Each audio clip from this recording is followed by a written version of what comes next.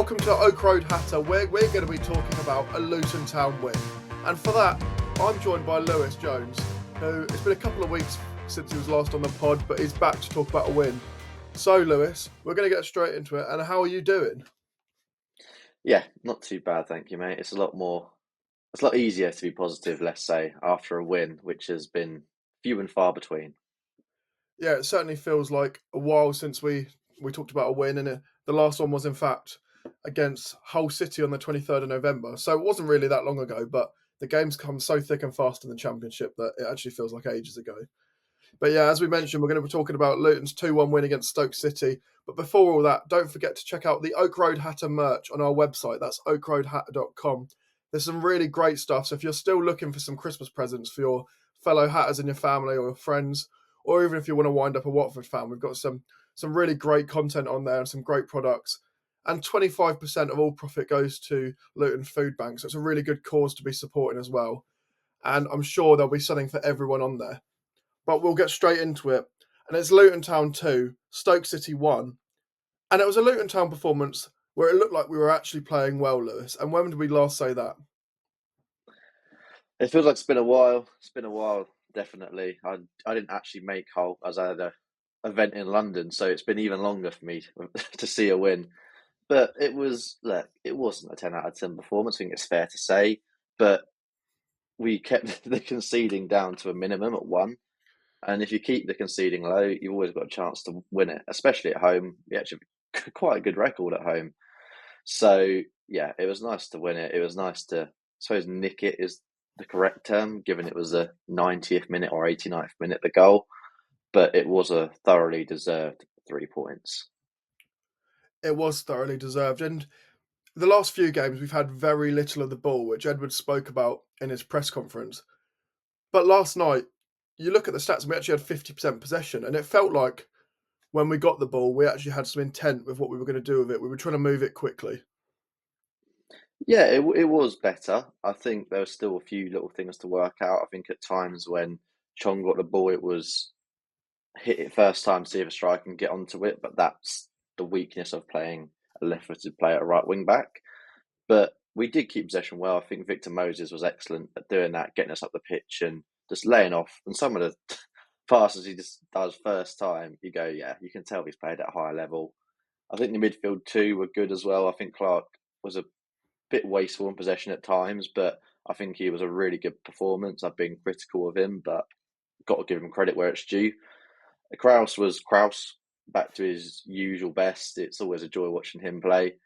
And yeah, I think the front three that was more outright rather than Jordan Clark, Morris and Adebayo worked better. I think there's a lot to be positive about. There's still a few things to work on, of course, and I think that backline is still very shaky, but a lot to build on. Build on, definitely is the word.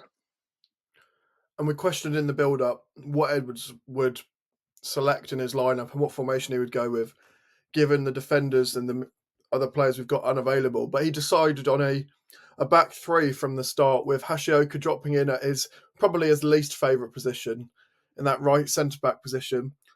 Unusually, we had Chong on the right wing-back, sort of right mid area, and Moses on the left, which I'm sure surprised most other people as much as it did myself and the people sat around me, who were pretty confused when we saw them warming up in those positions, crossing in on their inside foot. How did you feel about those two players playing the opposite sides to their most comfortable list? Personally, I wasn't a fan. I think Chong is always better where he can go straight onto his left foot, and that's why he played the left centre mid role a lot for us this season. Similarly with Moses on the right, he can put a dangerous ball into the box a lot easier.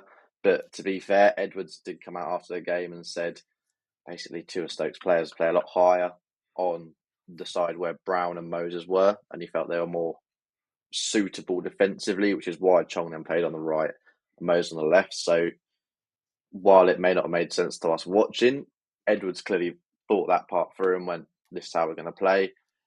And Chong, he does prefer playing on the right. That's where he played his youth career. Obviously higher up the pitch at right wing, but he's fairly used to being able to cut in from that side. But yeah, I wasn't the biggest fan, but there's reasons why he had to as well. Obviously, Doughty out, Hashioka having to drop into right centre half. Certain times you got to call for certain things. Yeah, it was a bit frustrating at times watching them beat their man, but then have to cut back to get the ball into the box on their weaker foot. And at times in the opening, probably 20 minutes or so, they were finding the Stoke keeper more than they were finding anything else. And to be fair to Johansson, he did have a very good game in that Stoke goal, and by all accounts, he's been excellent for them all season. So no surprise really that he was claiming those balls pretty easily. But you look at the rest of that back line, and McGuinness is someone who's taken a lot of stick this season, Lewis. But how much were you impressed by his performance yesterday? Oh, massively. He was commanding. I remember one point in the second half, he was quite literally telling Hashioka where to move and where to position himself to receive the pass. It seems like he's really come into his own his past few weeks. I think last night was a game that really suited him, where there wasn't a bombardment of possession and chances. It was more he could sit in a little bit more. But I think, yeah, excellent. Doesn't lose anything in the air. Well, very rarely loses anything in the air. I think he's got up to speed and taken that centre half role up to be his own quite simply. Been really impressed with him. I think starts getting the score sheet a little bit more, especially in that first half where he had that shot. I don't think anyone knew he had that in his locker. It's a good block from the Stoke player, but surprising to see.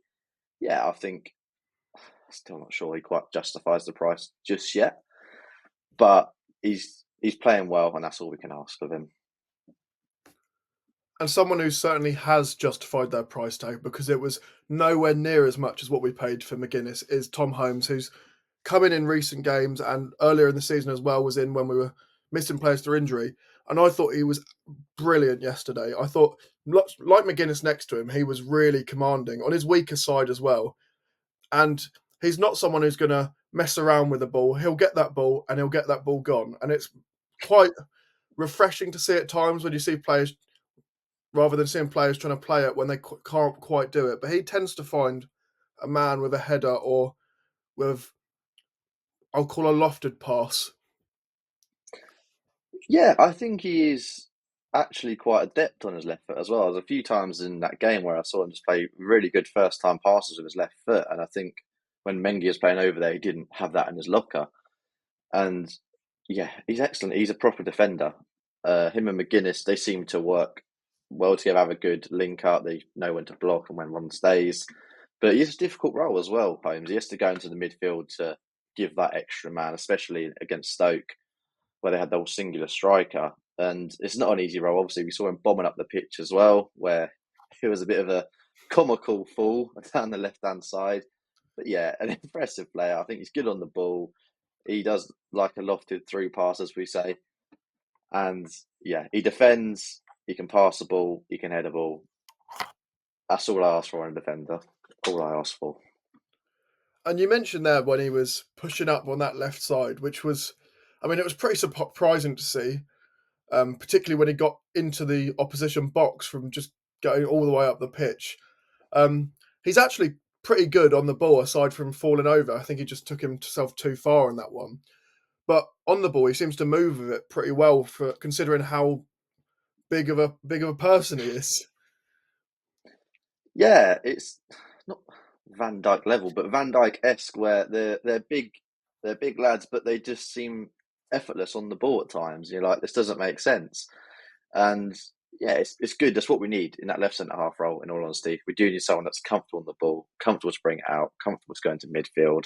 And he can do that. And that's no surprise that he's now playing there. Personally, I think over this course of season, he's done a lot more to deserve that spot than Amari Bell. I'm a big Amari Bell fan, but obviously he's out injured at the moment. But recently, he's just not been all there. So for me, it's his spot to lose. It's the same with Mark McGuinness. It's just when these players come back in, Reece Burke, Mads Anderson, Ruel Walters, whether that's right wing back or right centre back, there are good options there. I do think that's a position we could look at in January. Our centre half role, given the injuries we get, but that's a story for a different day.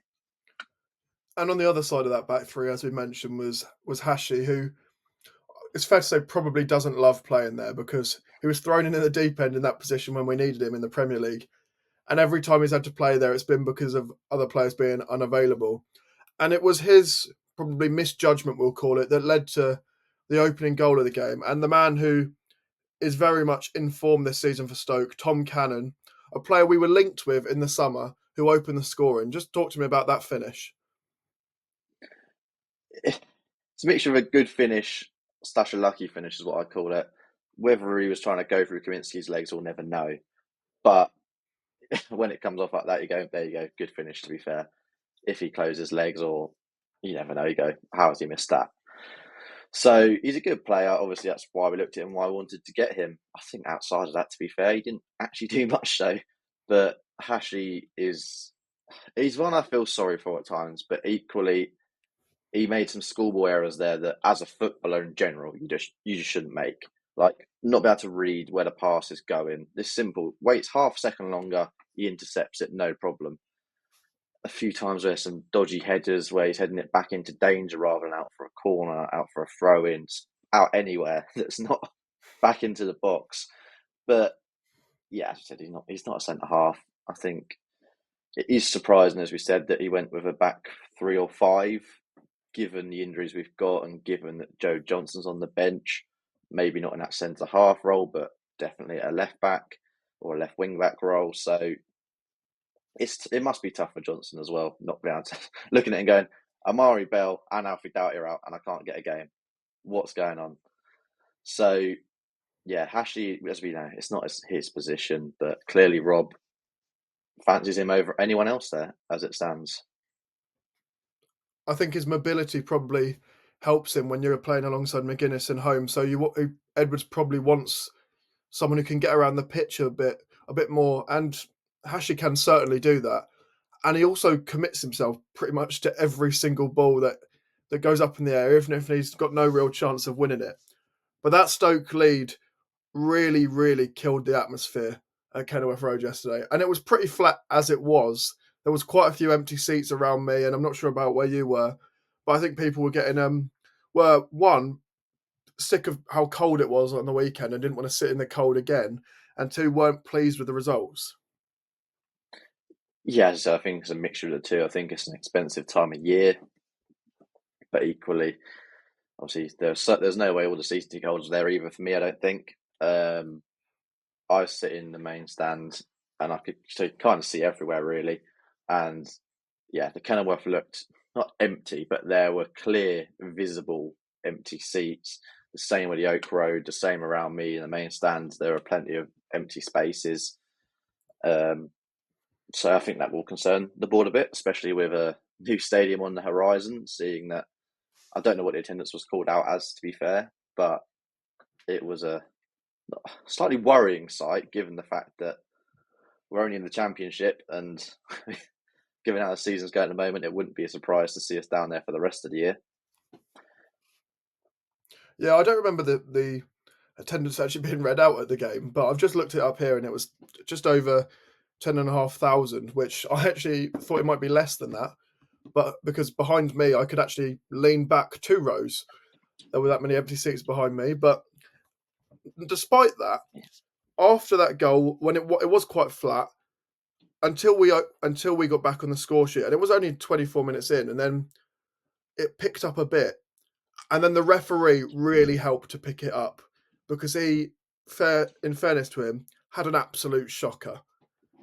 We're going to talk about that Luton goal first, though. And it's another set-piece goal for Luton and a goal for Carlton Morris. That's it's his 5th of the season. So he's really starting to get into the groove of scoring. Just tell me how important he is, particularly from set-pieces.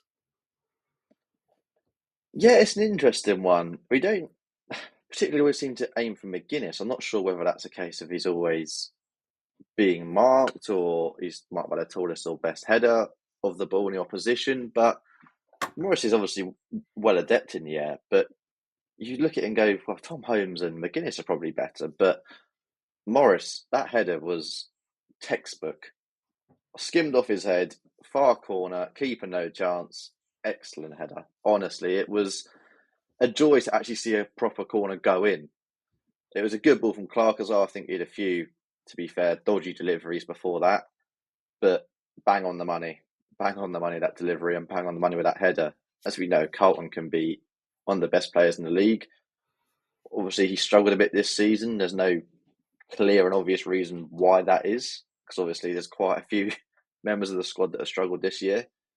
But it seemed to work a lot better with a front three, kind of taking it away from just Morris and Adebayo. Whether or not we retain that and swap Brown in, because I thought Brown was quite poor in the second half. But yeah, Morris, good display. Don't think it was his best, even with the goal, but he was threatening, he held the ball up well, and yeah, he can kick on from it. And you mentioned Jacob Brown there, and in the first half, I thought he was excellent. He was probably one of the better players on the pitch. He actually won 7 fouls, I think I counted in that first half, which against a former side must be hugely frustrating for Stoke fans. I heard a couple of them in the kebab shop before the game saying, he's definitely going to score today. He's definitely going to score. So they were pretty concerned about playing against Jacob Brown in the build-up. He didn't score, but he did get us forward very quickly in that first half, as I mentioned. Yeah, in the first half, it was massively impressive. I thought if we were going to create anything from anywhere in that first half in open play, it was going to come from that Victor Moses and Jacob Brown side. It was all coming through them two, really, but not sure what happened at half time, but he just seemed to just switch. He wasn't holding off players. He didn't have the pace to get in behind. I'm not sure whether it's just a lack of sharpness or whether, again, like plenty of players in our squad at the moment, they're not fully fit. But yeah, the first half, if he can turn that into a 90 minutes or 70 minutes like that, excellent. That's what we need from him. He's more than good enough to be a standout player at this level. He just needs to show it. Yeah, he did get one chance to go in on goal in that second half. And it brings me back to what I said about the referee, because Morris got the ball, played it through to Jacob Brown, who looked like he was going to go one-on-one. The ref then blew the whistle and brought it back for a foul that he claimed Morris had committed on the Stoke player. From what I saw, all that was happening was the Stoke player held Morris down, so Morris pushed him back down. The game could have carried on, in my opinion, and it should have carried on. And you heard the reaction from the Kenilworth Road crowd. They were not happy. No, we weren't. But I think speaking about the referee and his decisions last night is a podcast episode in itself. I think between us and Stoke, we could rant for him on about 2 hours. He was absolutely atrocious. To be fair, he probably suited the football that was on show. It wasn't the greatest as like his performance. But the biggest one for me was that handball from Walter Berger. Oh my word. I mean, the challenge in itself, Adebayo stays in there. That's either A, a serious injury, and B, a red card. But the handball, I'm not sure if anyone's seen it on Twitter, but he quite literally passes the ball with his hand. It is absolutely embarrassing. And in the video, you can see the referee standing about 5 yards away watching it all. The man doesn't deserve to referee at any level, let alone the championship. It was an awful display from him. I think the fact that both sets of fans were chanting, I think we all know what, towards the referee, suggests how bad his display was. The Morris one, I didn't see anything wrong. And I think a lot of people around me were then even more surprised when the referee gave something. I think a lot of people initially thought he was pulled it back for a foul against us, no, for us, and then turned out against us. So that was a interesting one from him, but certainly not the first of the night. And then the booking for Chong in the second half after Jacob Brown I think it's Victor Moses, gets dragged down just outside the Stoke City penalty area in the first half and somehow doesn't get booking for the most textbook booking you'll ever see in your life. Yeah, we were saying during the first half, and then in the second half as well, actually, the way he was sort of refereeing and the way he was behaving when he was refereeing made me think he'd probably never refereed a championship game before, because he was blowing the whistle and then quickly backing off, or he was not committing to decisions he was making at all. And I've just checked, and it doesn't look like he's a regular championship referee. I certainly didn't recognise him. But by the looks of it, we actually got quite lucky with how lenient he was with the cards, because in previous games that he's refereed Blackpool against Birmingham, gave 6 yellows. He gave 6 yellows in West Brom against Burnley and 7 yellows in Preston against Bristol. So for some reason, yesterday he decided not to give the yellows that should have been yellows, which could have led to red cards, particularly for Lewis Kumas late on, and Walter Berger should have definitely been on a yellow card from that handball before he then got yellowed in the second half. I'm not sure we want to go into much more detail on that decision because it was absolutely shocking. And if you haven't seen, check it out on social media because it is doing the rounds. But Luton didn't let themselves get frustrated by not getting the decisions going their way, and we were really forcing the set pieces on them. And it was another set piece that gave us the winner. Just talk me through, firstly, how much of a threat we were from that set piece. Not so much Tom Krause's effort from range because he had tried it in the earlier on in the half, and the referee had blocked that as well.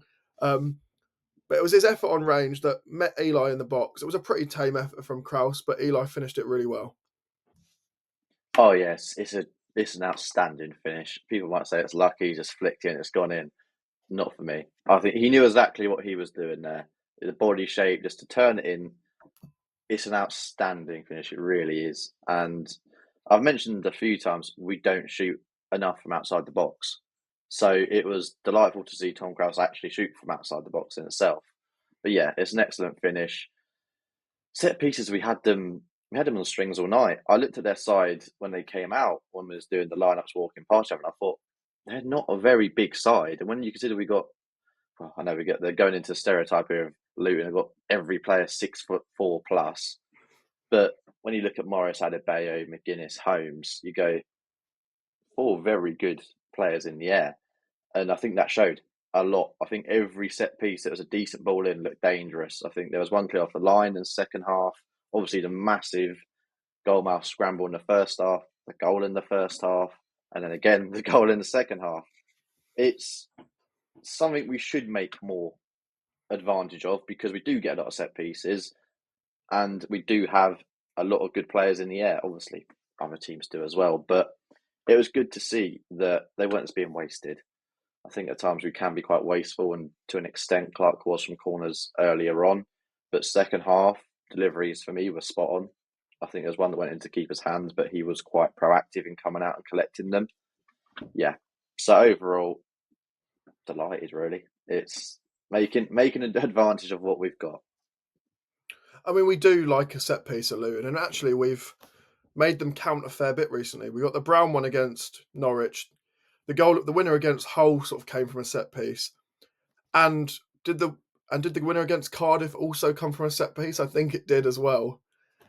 So we seem to be making them count a bit more at the moment. Last season, I remember at the start of the season, probably until about January, we were absolutely lethal from set pieces. It was Alfie's deliveries were causing absolute chaos, and just I think it does help with the size of some of the players in our squad and how aggressive they can be in the air. And it's something we didn't see at the start of this season. There didn't seem to be that aggression to get to the ball and win those headers, but recently that looks to have changed, and we are being properly aggressive from corners in particular. Yeah, definitely. I think when you consider the fact that, especially last night as well, we were without a Reece Burke, a Ted and Mengi,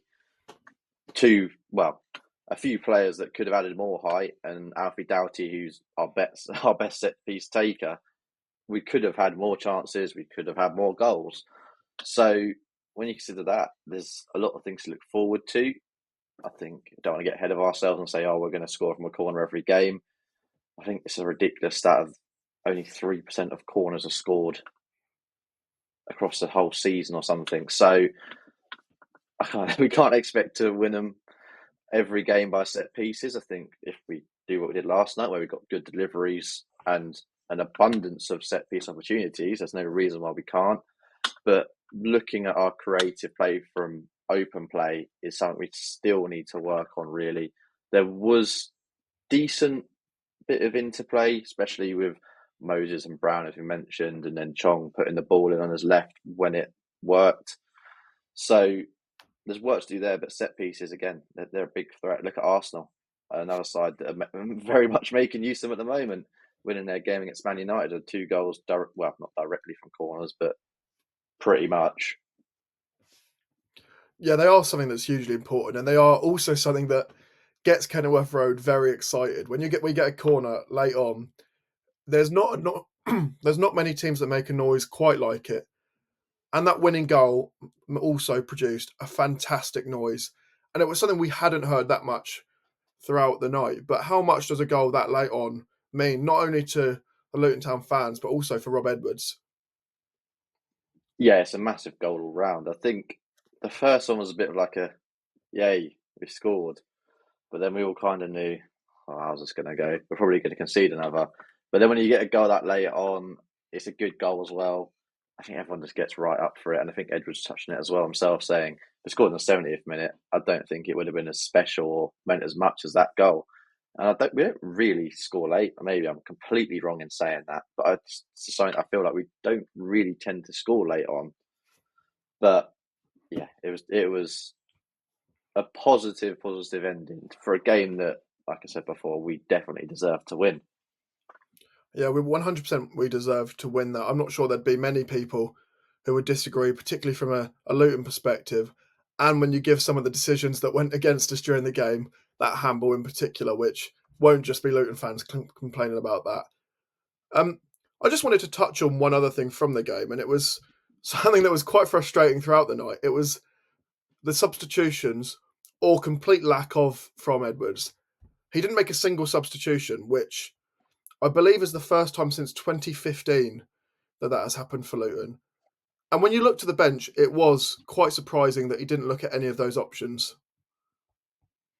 Yeah, it did surprise me and it did frustrate me a little bit, especially at 1-1 late on in the game, where I said I don't think Brown really had a great impact. When you got someone like Nelson or Taylor who offer you something very different to Brown, it was surprising that he didn't look to at least one of them two.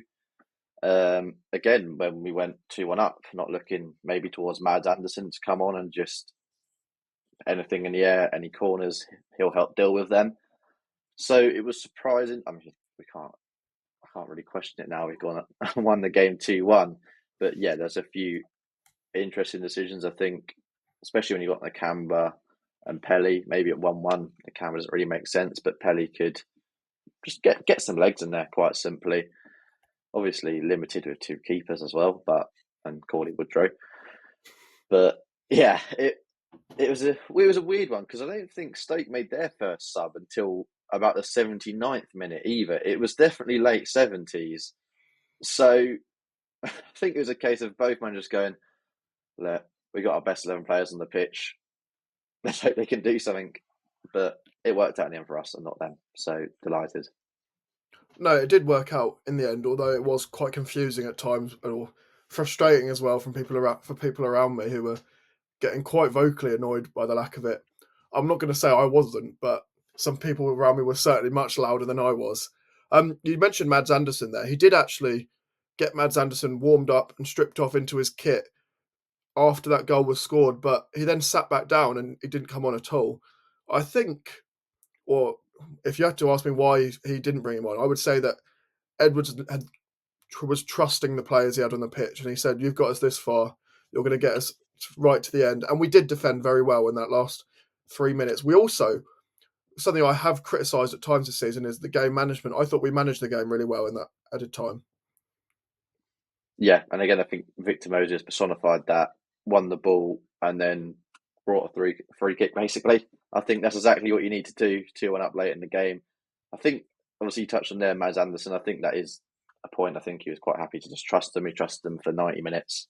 What's 3-4 minutes more going to do? I think another reason could be, is it worth bringing on Mads? If he picks up a stupid injury and is then out for the weekend, it's like, well, for 3 minutes, was it really worth it? I'm not sure if that played on his mind at all. It could have. We'll never know. But like I said, he trusted the players to do the job, and they did. They did, and it's a win for Luton that takes us up to 14th at the time of recording. Things will probably change after this is released because there's games on tonight. Time of recording is Wednesday, so who knows where we'll be going into the weekend. But it's a good bit of movement from Luton, and it's something that we really needed. We're going to go to a quick break now, but when we get back, we'll be looking ahead to the visit to Blackburn.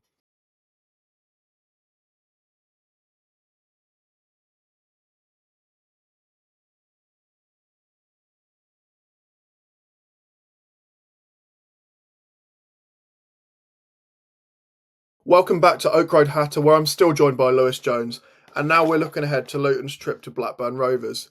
On Saturday at 3 o'clock, we'll be heading up to Ewood Park, and we're facing a Blackburn Rovers side that are currently 5th in the Championship, which I'm sure surprised a lot of people, Blackburn fans probably more than anyone. But they are a Blackburn side that are in very good form, Lewis. They're unbeaten in their last 5, and actually they've won all of those last 5, with 4 of those wins being 1-0 wins. So what is it that's making them get these results? Definitely the defensive side of things. I think it's very similar to our promotion year, really, where they're tight at the back, hard to score against, and they nick a goal. That's quite literally what we were famous for that year. Especially the one that springs to mind is the Sheffield United away. Similarly, Blackburn, like you said, got a win last night away at Sheffield Wednesday 1-0. So they're tight at the back. They don't actually create too much. I think they're 15th in the league for expected goals. So they're not a massive threat going forward. And they've got 23 XG. They've got 23 goals. So they score what they're meant to score. But yeah, they're a difficult side.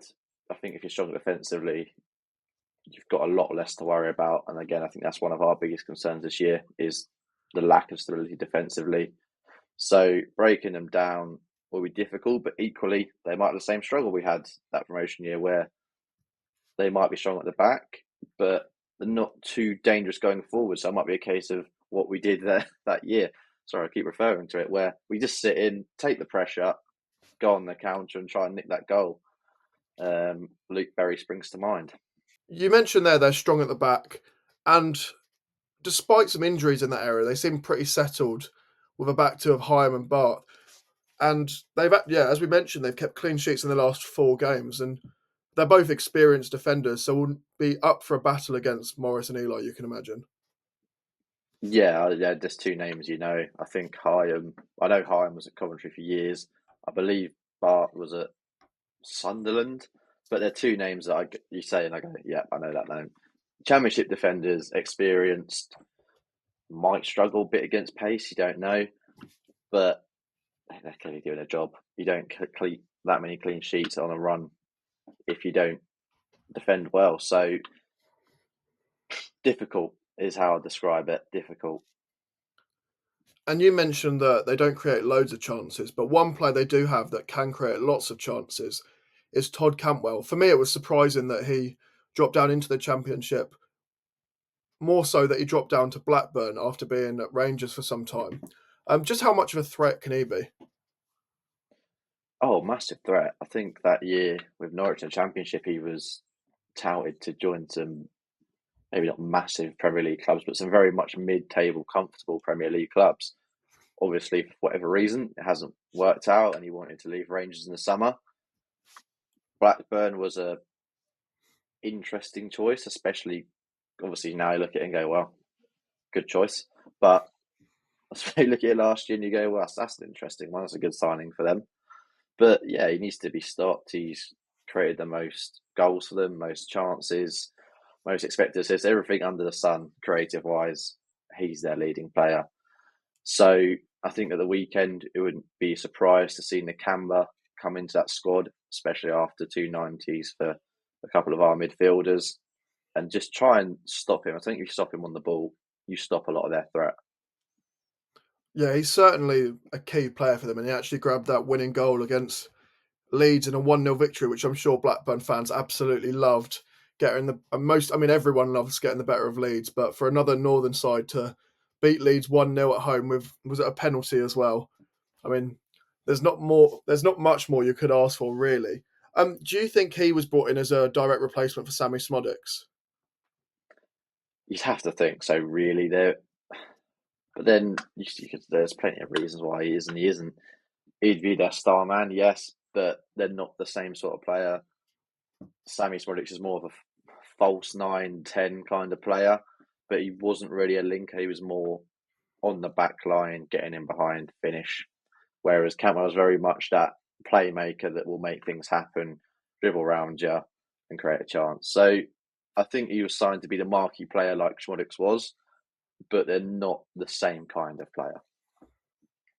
Yeah, another player I wanted to look at, and he was someone we were linked with either the summer just gone or before that, and that's Tyrese Dolan. He is someone that I think has probably not reached his potential just yet, and it must be quite frustrating for Blackburn fans. He's played 18 games this season, but he's only scored 2 and assisted 2. But he's certainly got some ability that can cause a threat.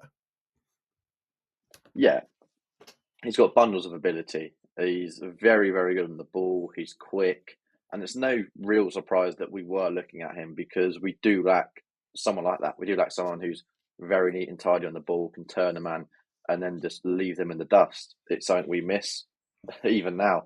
And I wouldn't be surprised if we picked up on that in January, even possibly turn our attentions towards him because he can be very much a game changer on his day and control them games. Definitely a threat to look out for. Yeah, we're going to talk about Luton's threats now because aside from the set pieces, which we've obviously discussed in quite a bit of depth today, I just wanted to look at where we could cause them problems. And you've mentioned something that I wanted to look a bit more at. You said about the pace that we could cause problems with against that back two. Do you think someone like Jacob Brown or Tahith Chong is a real key figure to causing them problems? It depends where they're playing for me. Jacob Brown is a bit of a weird one for me because I'm not too sure what he is. I'm not sure whether he's a wide midfielder. I'm not too sure if he's kind of a false nine. I'm not too sure if he's that kind of poacher that sits on the last line and gets in behind. I like him as a player, but I'm not too sure what he is. I think Chong's best position for me is still on the wing. So he's high up the pitch, can have the ball into feet, beat a man, or he can run in behind. So they're two players that can always affect the game. They've got bundles of ability and they've got plenty and plenty of championship experience, along with a little bit more Premier League experience now. So they're two players that can affect any game in the championship against any team.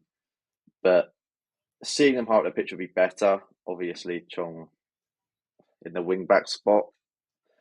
Edwards did mention that one of the injured players could be back for the weekend. Not too sure who that could be, given that a few weeks ago, well, whenever it was last spoken about, a few weeks ago, there was all said they'll be a while. They're not going to be back anytime soon. So if it's Burke, you never know. He might come in and then push someone out like Moses to that right wing back spot. There will be changes, and hopefully we can see Chong, Brown higher up that pitch to influence the game where they can do their best. Yeah, I think we can absolutely expect changes, mainly based on the fact that Edwards didn't make any in the game as we spoke about, and he'll probably have to bring in a couple of people. I can see Nakamba coming in from the start, as you mentioned, particularly to pick up someone like Cantwell. Another player that I thought, will he play? Will he not play? And it's probably unlikely is Pelly because he's really been out of favour despite there being a lack of availability in that midfield area. Yeah, it's a really strange one for me because he did come on and make a few cameos at the start of the year, I think against Watford as well, where he actually quite impressed me with some of the work he did that day. But ever since, just nothing. Really not fancies at all. Not coming on as a sub, not even close to starting really. Even that game away at Borough, where you thought, oh, there you go, probably a game he'd come in for. No, it's so. I'm not sure what the issue is. I'm not sure whether he just doesn't. Maybe there's been a falling out. Maybe he just really just doesn't fancy him as a player. It's an odd one because if this was the case, why was he not moved on in the summer to get someone else in? Yeah, I feel bad for him. Obviously, Pelly is, whether you like it or not, he is a club legend and he's always going to be welcome at the club. I do think he can still have an impact on games personally. I'm not sure he should be starting games, but he can definitely come on, solid you up, and have an influence, to be fair. He's a very different to what we've got in there. As you said, Akamba, for me, that's got to be a given. Kraus has played, I believe that's 290s in a row now. And I think Ed just touched on a few times saying maybe he could do a 3, but we don't want to push it given his intensity. I wouldn't be surprised to see a Clark and Nakamba midfield 2. Clark is obviously Rob Edwards' love child, and he would never come out that side. But equally, I will give Clark a bit of credit here and say he can still do 3 nights in a week, which is massively impressive. But I think I'd be surprised again if JJ didn't come in. I know he's another one that hasn't really got fancy since the start of the season as well. But Moses, again, that'll be another 3-game week for Moses. I think he's 33 now, I believe. That's a lot to put on a player like that. And then Chong, he's not really a wing back. Hashi didn't have a great performance. So there will definitely be a few changes, in my opinion, but you don't want to change too much because you take away from the team that picked up an excellent result against Stoke. 2 players that you can't see being dropped from that side now are Adebayo and Morris. They're both on 5 goals. 5 goals apiece. They are going to be hugely important going forward. And a game like this is really an opportunity for them to show what they can do against a better defensive side. Yeah, they can get us up the pitch as well, which is an important thing, especially if we're going for that City and away from home, just frustrate them. I think Adebayo at times can be frustrating in the area hold-up play, but Morris can certainly do that, and then they can get us up the pitch and you can get your wing-backs bombing forward, etc., etc. 2 very important players. They score goals. They're by far and away our leading goal scorers this season. So I think they're 2 players that can influence any game, like quite a lot of our players, but I think we're seeing it a bit more, and especially after last night.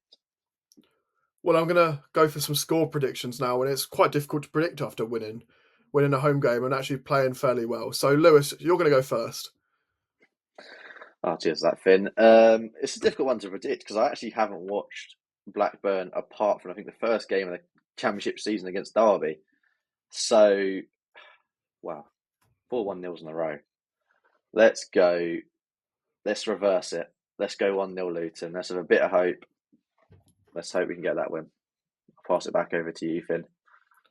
I mean, they're not high scorers, Blackburn, but I also don't always trust us to keep a clean sheet, particularly away from home. So I'm going to go with a 1-1 draw, and I don't think that'd be a bad result against a side in the playoff positions. I actually think that would be a pretty good result away from home for us this season. So yeah, 1-1 for me. But we'd love to know your score predictions if you're listening. So let us know in the comments if you're watching on YouTube, or tweet us or post at us on Blue Sky. That's Oak Road Hatter on all your social media outlets. Just finally, before we go, Lewis, we're going to talk about a question we've been sent in, and it's something we'll go into much more detail on later this month. But JP asks, following Rob's comments in the transfer window, what would be your priority area for recruitment in January? And we're going to keep it really brief. So I just want you to give me one position on the pitch that you think we should recruit in. Okay, that's a tough one. For me, it's got to be left wing back. He's clear he doesn't trust Johnson there, and there's no real direct replacement for Doughty, as we're really seeing Moses as right-footed playing on the left-hand side. So a backup for Doughty at left wing back. Yeah, it would have been left wing back for me originally, but I think when we have players fit, which is very much a when rather than anything else, I think we do have a bit of cover there with Bell at times, and Johnson, I think, will get some trust eventually, but not just yet.